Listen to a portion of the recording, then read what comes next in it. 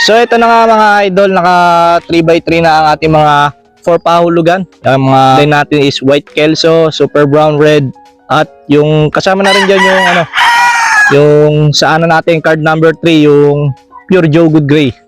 Bali bago natin i-release sa kanya, pinaliguan muna natin para pagpunta sa kanya napakakintab.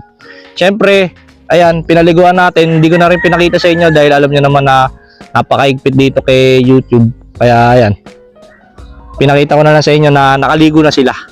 Alright. Tapos syempre, lagyan, kaya kailangan nila ng amino acid para mas makapag-build sila ng muscle sa kanilang katawan. Bali, ayan mga idol, kasalukuyang binibilad natin sila. Yan, tara, sama ko kayo. Yan. Yan. Yan, medyo nilalayuan lang natin dahil alam niyo naman na maigpit kay Whitey. Yan. Dito lang kayo mga idol. Yan. Yan lang kayo mga idol Ayan mga idol, nakikita nyo yung pure white kelso natin. Yan, available yan sa ating pahulugan. Yan, bali etong mga toys may mga rinet mga idol. Yan, sila yung mga nag-start ng hulog noong October 26. Yan, ngayon malapit na nilang matapos ang kanilang inuhulugan. Yan, kitang-kita nyo naman, napaka-quality. Quality na, pero papabultuin pa natin yan para mas maganda kapag ni-release natin yan. Yan, tuwan-tuwa yung mga natin yan, client natin yan, para umulit mga idol. Yan. Bali ang mga white kelso pala natin dito mga idol is mga B-boy lines na galing sa Firebird Game Farm. Yan, wala tayo ibang white dito mga idol. Tapos sa super brown red natin is Mount Banahaw. Yan, ni Idol Ramon Monchero. Yan. Tapos sa mga 5K natin, iisa lang ang 5K natin is Red Game Farm mga idol. Yan. Yan, bali sa Red Game Farm mga idol is limitado lang yung na-breed natin dahil naglugon yung ating mga pulit, pero ipapakita ko sa inyo mamaya yung ating pulit na na kinondisyon na natin yung mga 5K natin. Yan. Para mga idol, puntahan natin para makita nyo. Kasi nagtatanong kasi yung iba na bakit ba't ang konti lang daw ng produce natin ng 5K. Inabot kasi ng lugon mga idol. Konti lang yung 5K natin, alam nyo naman yun.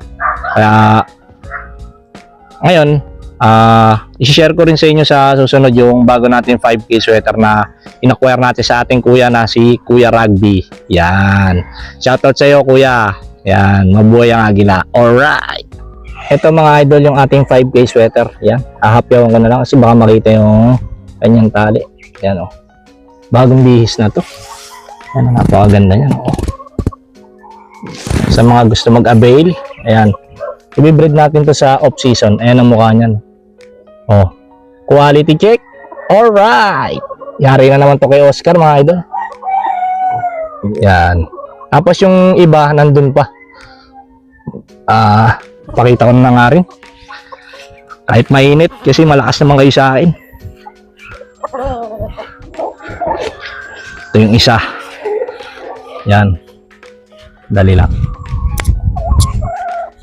Yan. Yan. Yan. Quality. Alright. Baka makita yung tali mga idol. Silip-silip lang. Yan. Dito naman. Yan. Yan. Shy type siya mga idol. Yan. Yan abangan nyo yan mga idol sa off-season. Mag-breed tayo ng marami yan. Yan.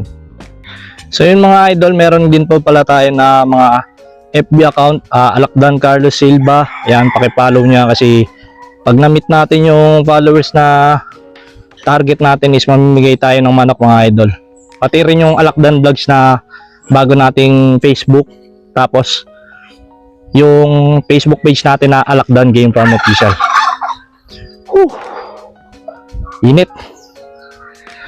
So yun lang mga idol, maraming salamat sa lahat na sumusuporta at sumusubaybay sa Alakdan Game Farm.